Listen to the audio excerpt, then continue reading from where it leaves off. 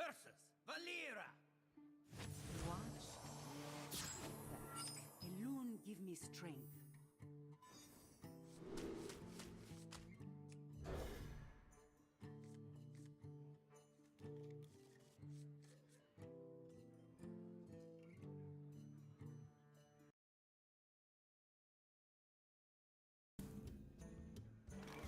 Hi there, it's Kevin with RogueDeckBuilder.com here with kind of an update to the last video I made about where net decking's not the problem, where rules lawyering is the problem with competitive play.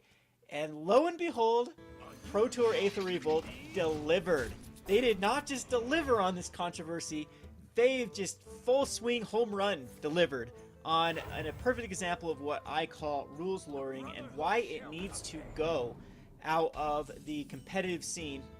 It is a little bit tricky. We're going to talk about how people can actually play, they can feign kind of what we call noobness at a tournament to try to eke out rules. I know that Alex Bertoncini, I think his name was notorious for this, for like, oh, I didn't know I couldn't do that, when he obviously did know the rules and did misplay on purpose to try to eke out your opponent saying, no, it's okay, take it back type thing. So basically what I'm saying here is Alex would do something on purpose, and if he didn't get caught, then he would get this free, whatever the violation was of the game state. And if he did get caught, he would just be like, oh, oops, sorry, my bad. And so rules are there for a reason to stop this sort of thing, but I think it goes further the other way, and this is a perfect example of what I can't stand with rules lawyering and why context matters and intent matters. So what I mean by context is you really need to look at the game state to see if the infraction actually is going to affect the game whatsoever. If not, then I think that that's when we should let things slide. And this is a perfect example about how the ambiguity of what this particular play was didn't affect the board state in any way, shape, or form, and in my opinion is just a huge example of rules lawyering 101 and just despicable play by the opponent. And man, I just cannot justify or rationalize or even empathize with what the opponent is trying to do here. So here we go. So there was a round 8 feature match. Both of them were 7-0. I think it was green-black. We'll look at the footage here in a second. Green-black snakes versus the Mardu vehicles. And right here on Wizard's statement, which I think this is just a complete doubling down, trying to protect their judge, trying to like protect their own. I think they know they were wrong. I really do. I really think that Wizards is just backpedaling and really trying to double down on their ruling that was not the correct ruling, in my opinion. So in round 8 of the Pro Tour Aether Revolt, an incident occurred in which the active player indicated that they are entering combat and passed priority. Bull. He never passed priority. That we'll look at the video. There is no clear indication that the opponent has passed priority. The opponent passed priority back, at which time the active player attempted to crew a vehicle and resolve a trigger with the Weldfast engineer. It was ruled that that through the player's actions, they were in a declare attacker step and were unable to perform the actions that the active player wished. This is a correct interpretation of blah blah blah blah blah. A statement such as "I'm ready for combat" or "declare attackers" offers to keep passing priority until opponent has priority in the beginning of combat step. Opponents are assumed to be acting then unless they specify otherwise. Wow, that statement is just so terrible because it just really goes back to what Bill Clinton, the infamous it depends on what the definition of is type thing, or like in my example that I gave in my video is when I said okay when my opponent cast Rakdos's return. What I was just trying to let my opponent know that I acknowledge that he's casting a spell. I didn't say okay it resolved. And it's almost like in this case the judges would have interpreted against me, even though my intentions were clear with 8 mana and 2 Restoration Angels in my hand. I had a plan, I had a play, and then they would just have to argue what the definition of okay was. In this scenario, the opponent says combat, and the opponent says, okay, yeah, sure, combat, and then he tries to do so. We'll look at the video here. And that's exactly what's happening. It makes it even more muddled, makes it even more embarrassing because this is not an English-speaking, native English speaker. And so it gets so convoluted at that point. Different playgroups even have different ways that is just the norm of doing things. In my playgroup, that's exactly how we do it. Is we say combat. That means, can I enter my combat? Because your opponent, this is very important to know for newer players too, is that you cannot go into your combat until your opponent says so. Your opponent gets a reaction in your main phase 1. In fact, there's a lot of things you want to do in main phase 1. And for example, like you have to, if you have that, what's the 1-mana artifact 2 and tap, it's the Ice Manipulator wannabe card. You can tap down a creature. You need to do that before they go to the declare attacker. So a lot of times you do that when they say combat, then you go, no, I'm going to tap down your guy. Otherwise, you're going to miss that opportunity to do so. So if there was any sort of scenario like that in the board state, I think that the judge might have been able to make a clear, easier ruling, because I am under the, like, if there's anything that can change the board state or divulge information, then we have to go to the letter of the law. You have to go down to a T, otherwise your opponents, the Alex Bertoccinis out there, can try to eke out excess information and then do takey backsies and say, oh, we haven't moved into it yet. And it creates a very, very just terrible situation. It's one of the reasons why I love playing on Magic Online, because all this crap is completely automated. There is no room for argument on what step you're in. Yes, people can do like misplays with like clicking F2 too quickly or F6. I've done that multiple times. Like, oh crap, I wish I would have done this there. Or oh, the trigger, I want to do this, but the automation already went through. But that's their own fault. They have no one to blame but themselves. In this one, it gets very messy when there's an outside party like judges basically interpreting where we are. I lost a judge ruling because I didn't argue as much as my opponent did. That was the whole deciding factor. Is my opponent was very vehement about, like, he was like vehemently arguing that no, we're in the end step, we're in step. And I'm, no, we're not. We are in the main phase. We're not in the end step. But he just kept going, yes, yes, yes, yes, yes, yes, yes. And the judge ruled in his favor, which I think is ridiculous, because at that point, again, intent was everything in board state, was everything, and it ruled against the board state. So let's just go over to the good old problem here, and we'll watch it from from when it starts. We'll check back in on our main table. Looks So like they're they're still arguing getting here. things sorted out there. So look at the board state. Look right here at the board state. The opponent is tapped out. Look at this guy's fucking smug face. I cannot stand this. This is... This guy just has the biggest, smuggiest face ever. You're tapped out, dude. You're tapped out. You can't even do anything. You can't respond. You just played a Rishkar. You can't... It has Summoning Sickness. Your other card is tapped. I think that's a Winding Constrictor that's down there. You cannot interact with your opponent right here.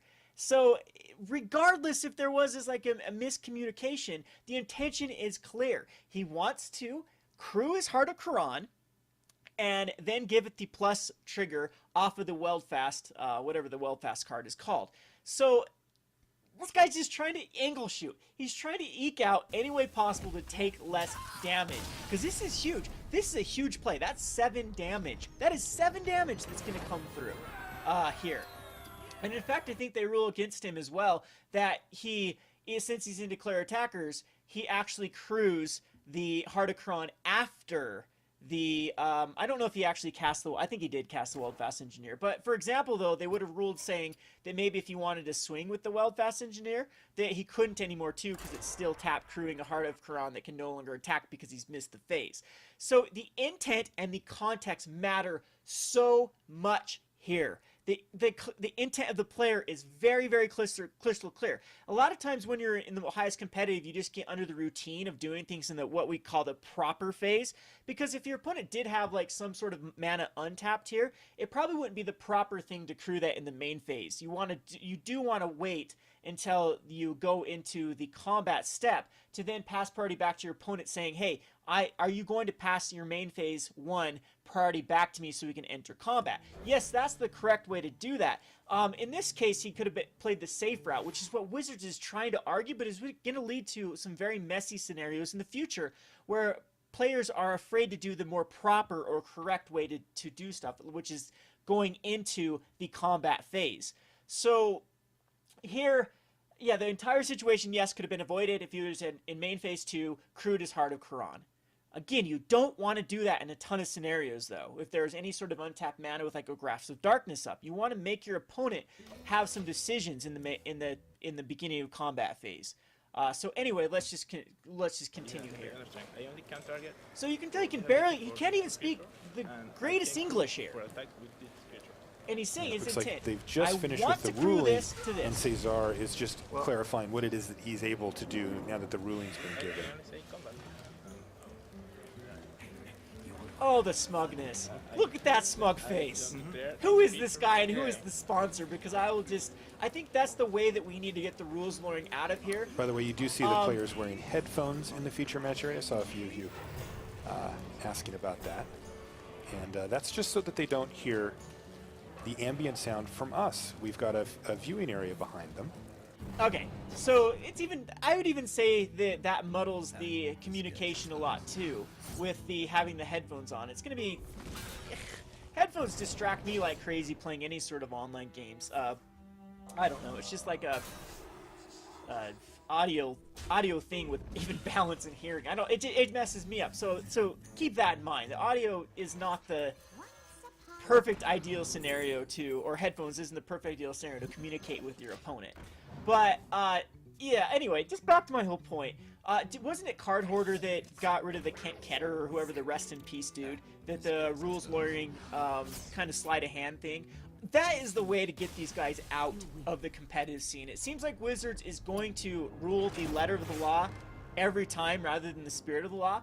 But where we do have a bit of power as just players, as observers, as people that want to keep the integrity of the game, is to punish the rules lawyers. I remember that Jackie Lee got crucified on a Twitch chat. I think she was commentating for a Star City Open when John Finkel was maintaining the board state. And I want to see that. He wasn't helping his opponent. He was maintaining the board state. His opponent was trying to do something, and he missed a trigger that was not really missed a trigger. It's arguable, but John Finkel's like, no, this is here. This has to happen here. I actually take another damage because your guy is getting this benefit. And Jackie Lee went insane. I wish I could find that clip. If anyone finds that, link it in the description below, of where she just goes off on John Finkel about what a bad player he is for helping his opponent, when John Finkel is just trying to maintain the integrity of the game.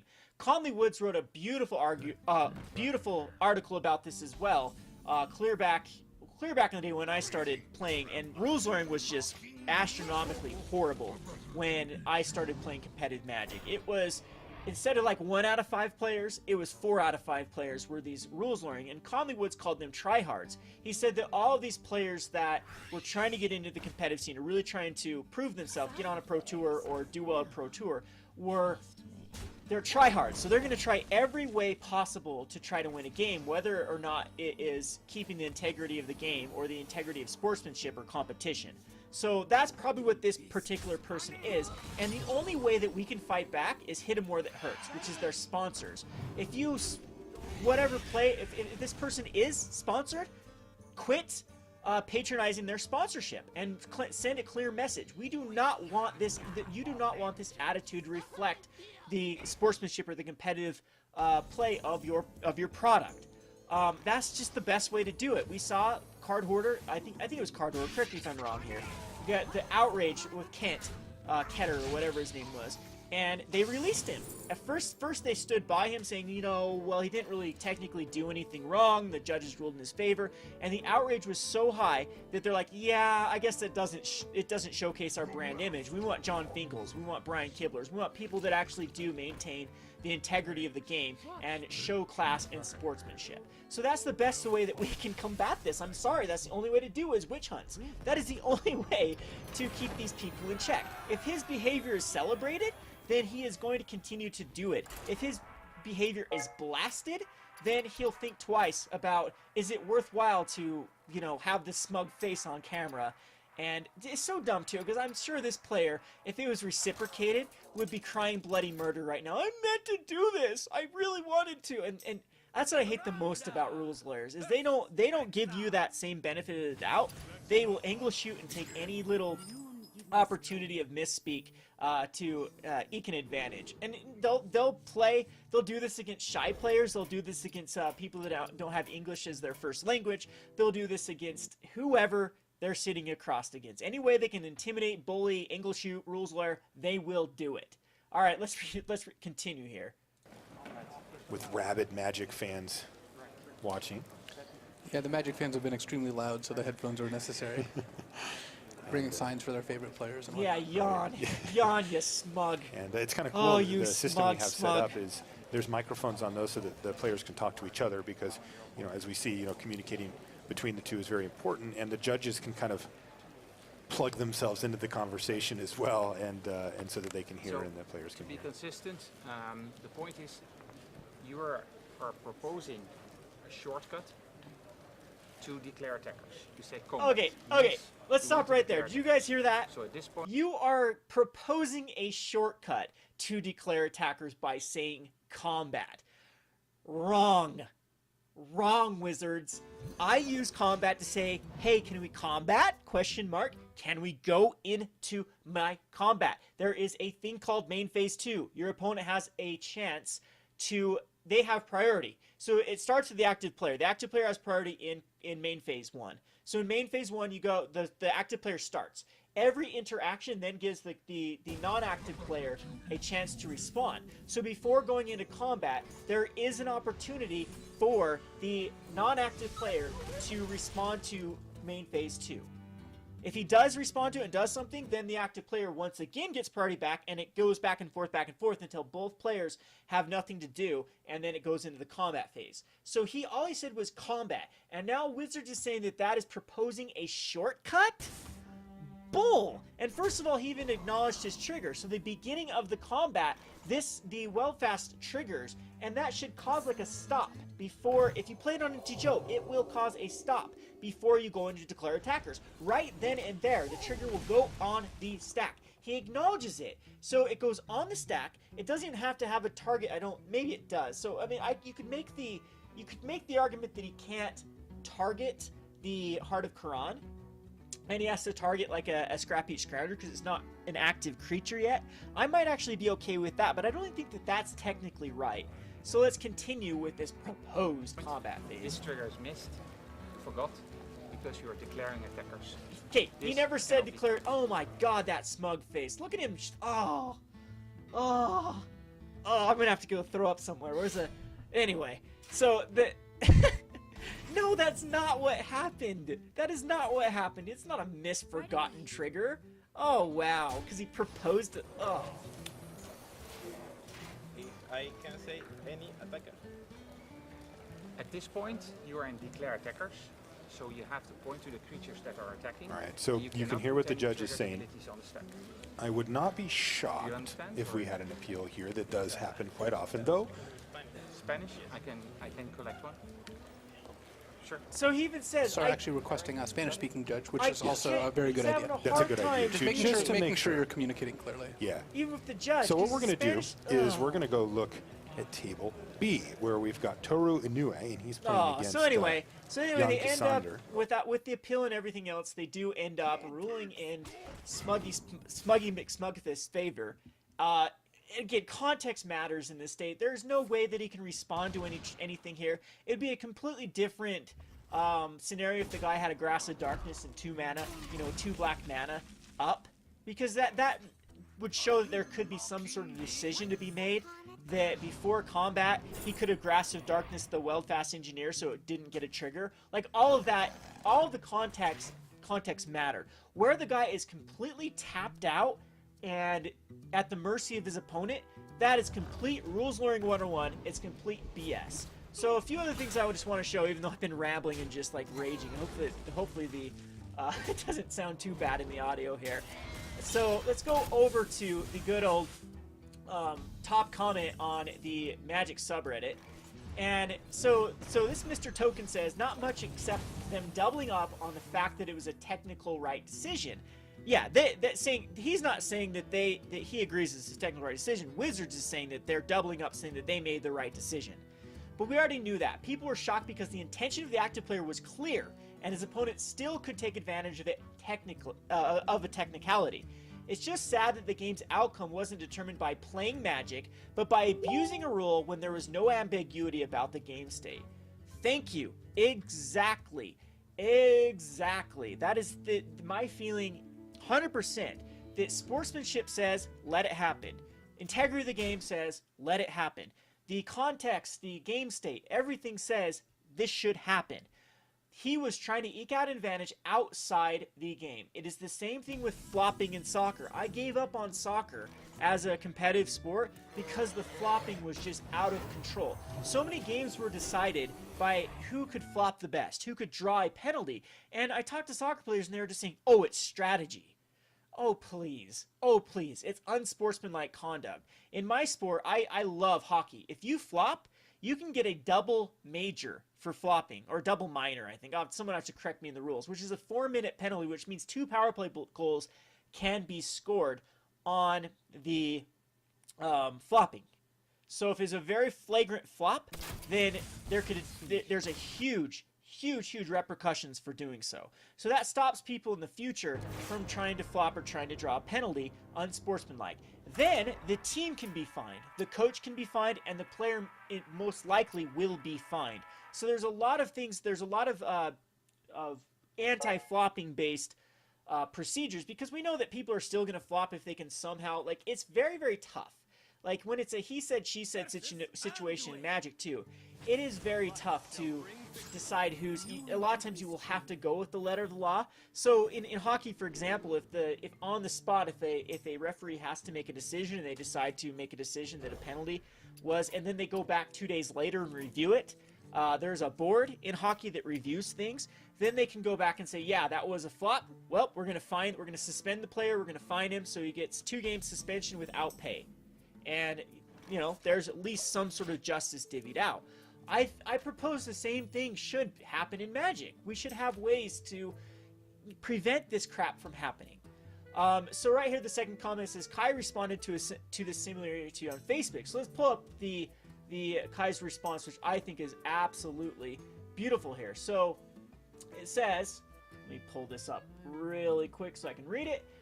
The combat ruling round 8 of Pro Tour 8th Revolt. The combat ruling during round 8 annoyed me so much that I decided to write something you can watch the game here. Win versus Segovia, game 1. The judge call comes about 5 minutes to 20 minutes in. I'll sum up the situation. He has 3/2 artifact creatures, a 4/4 vehicle, main phase 1. He casts Well-Fest Engineer that has a beginning of combat on your turn. Target creature you control gets +2/+0. He said the word combat and tabs his engineer to crew the 4/4 vehicle. So it is. I do believe that the trigger goes on the stack and doesn't have to have a target at that point. I think that is actually the correct play. His opponent immediately calls a judge because he doesn't call a judge for missed Well-Fest Engineer trigger. He calls a judge because apparently someone somewhere decided that saying the word combat means they're declaring attackers. That's the first time I've heard this. Kai Bude is he's a Hall of Famer, by the way. Both me and my opponents have declared combat thousands of times to enter the combat step.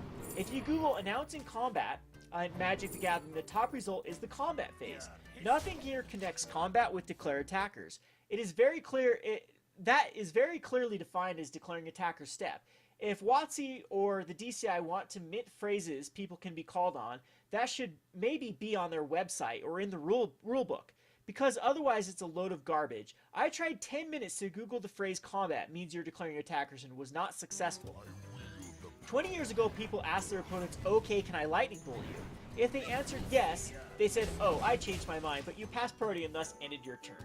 Oh man, rules lawyering was so horrid 20 years ago, 10 years ago.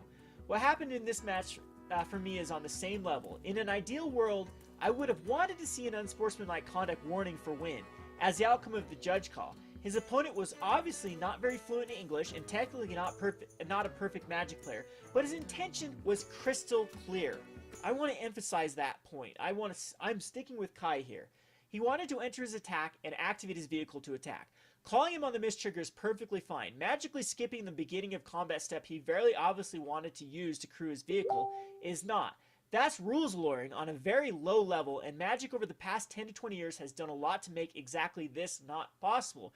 Remember the Jackie Lee stab wound triggers? That was a huge turning point with Magic the Gathering rules lawyer. It set a huge precedent that they are willing to DQ people from an event for trying to take advantage of a not fluent English speaker. That was the case in the Jackie Lee one, I'm pretty sure. Again, what Wynn should have done here is wait what Segovia does after he crews his vehicle. If he then wants to use the trigger of his well-fest engineer, you then call the judge and explain that saying combat he clearly indicated that entering the combat phase, no one can argue that. Then he crewed his vehicle before attacks. The intention for that was obviously clear between the word combat and looking at Wynn to see that he confirms we're in the combat step. He immediately tapped his engineer to crew his vehicle. Now on Pro Tour level, I suppose that a missed trigger on the engineer, and that's something Wynn has a legitimate claim that was forgotten. I don't know though, because it happens at the beginning of combat. That's exactly when the trigger. So saying combat, saying can we go into the beginning of combat, I would still say that has to take place for the trigger to occur. That had to happen at the very beginning of the combat step, and you can't play non-triggered effects like crewing ability without putting an engineer on the stack first and announcing a target for that. Oh yeah, okay, so I was right? So it has to have a target when it goes on the stack. Ruling that saying combat means you're skipping straight from your main phase to declare attackers is beyond insane to me. There were beginning of combat effects, both a trigger and a crewing process. Of course you announce the combat step. And how do you announce it? By saying combat. Wizards of the Coast called it the combat step. MTG, the Grand Prix, and Pro Tour circuits are international games. I don't know how many different nationalities are playing it at Pro Tour Aether Bowl, but it's surely above 50. You cannot expect everyone to be fluent in English. Again, Segovia's intention was 100% clear. He communicated it perfectly. He wanted to enter the combat step, crew his vehicle, and attack. He probably also wanted to use an engineer trigger, but well, he messed up the timing for that. But he actually still could have targeted in my opinion, still could have targeted a Scrap Each Scrounger. Let's see, where was I? There were seconds between him saying combat and tapping his creature to crew. He didn't tap other creatures to indicate he is in declare attackers or anything like that.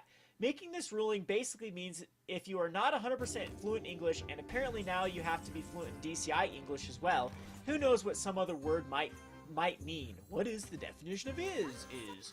You could end your turn by saying okay, that's fine. You are priced in never talking to your opponent at all.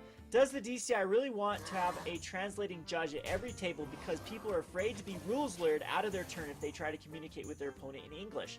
Is that where we want to get to?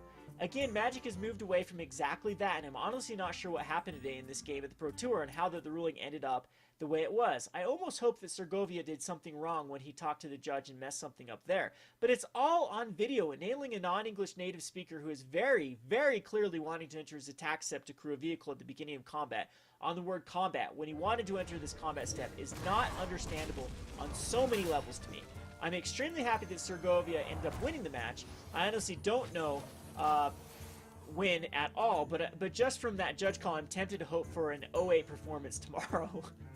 To be fair, he was sitting at a 7-0 at the Pro Tour, and that puts a lot of pressure on you. But still, that judge call and ruling is just not acceptable from my ethics point of view.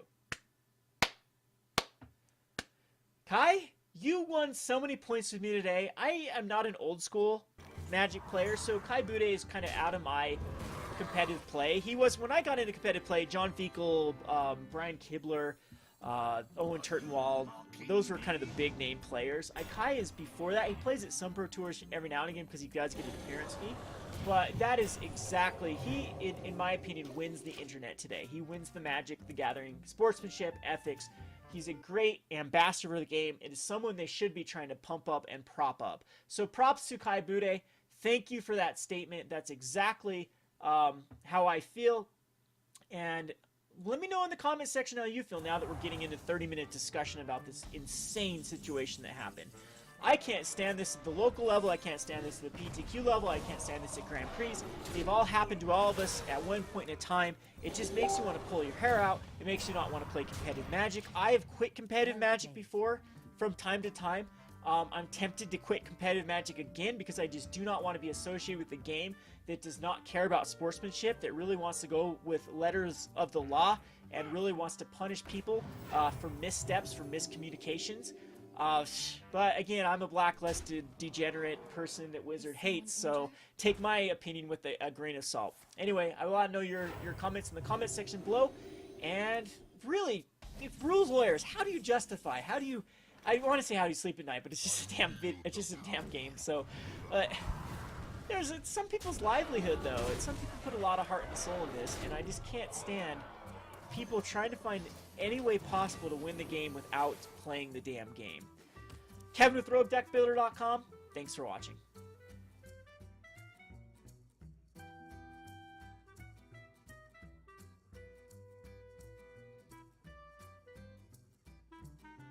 Hi there, it's Kevin with RogueDeckBuilder.com. Here with a rant, I guess. Is this a rant? What do we call the series where I just speak my mind about issues within the community?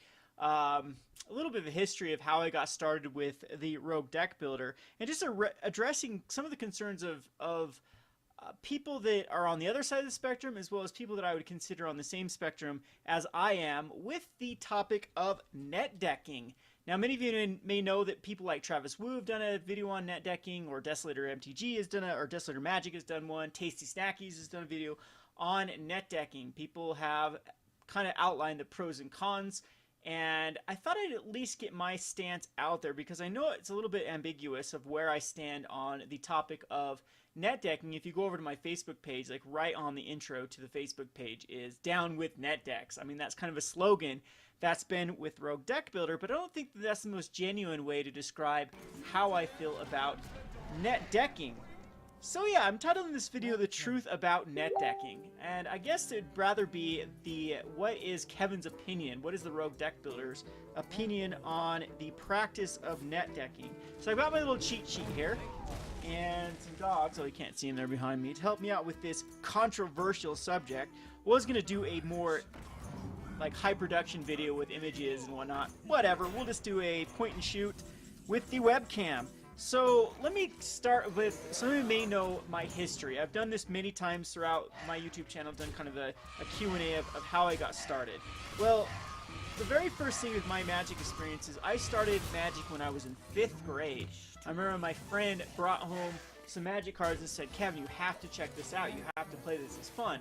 And we were hooked. We were hooked after we started killing each other with Crawworms and War Mammoths and all those type of cards. I remember when we figured out that Dark Ritual and Hypnotic Spectre was like the coolest first turn play you could do.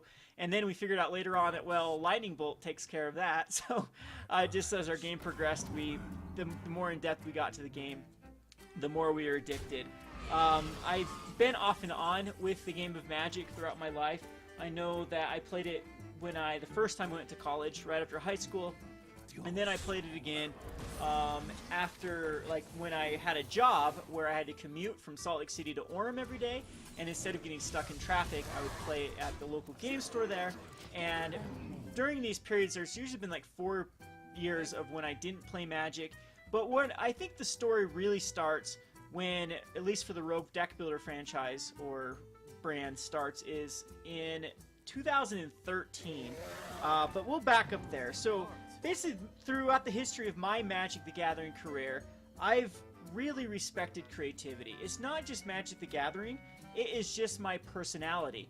But it would be a little bit, what's the word I'm looking for? Whatever ist word it is, to think that my personality type is superior to other people's personality types. In the Myers-Briggs archetype of personality types, if you're not familiar with MBTI, just go Google it.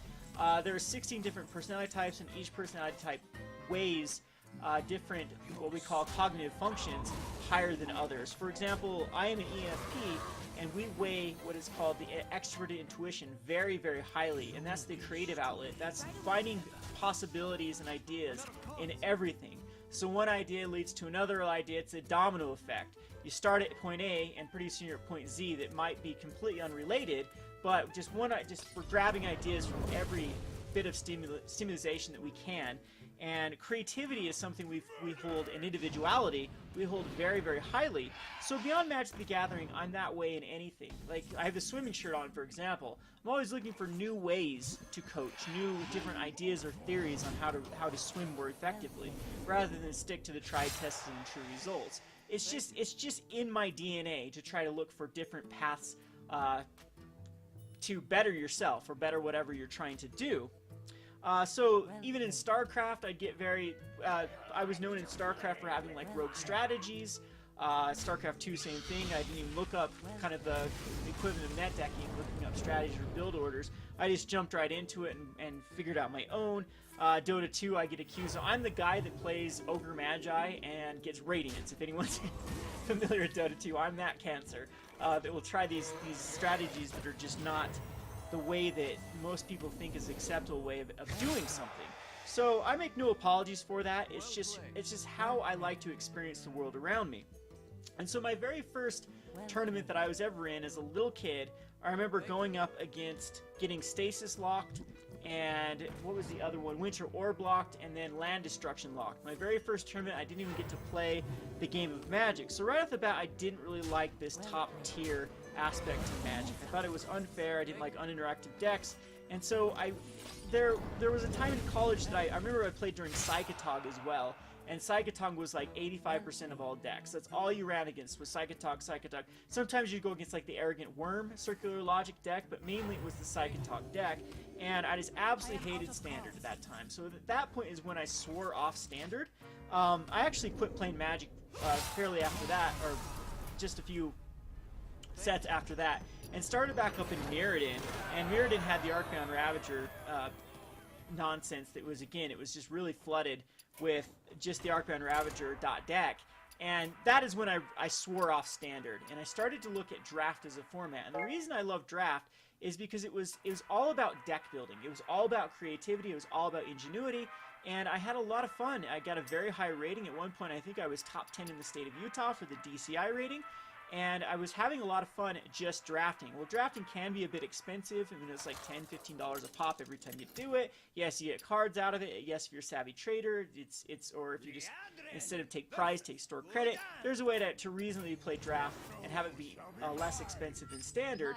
But for me, it was a new experience. It was a new deck building experience every time you drafted. And the draft formats really didn't become that stale. You start to get like archetypes down and strategies down, but it was fun because it really depended on what was pulled out of those packs. And I thought it was a lot better than sealed because sealed is very lopsided.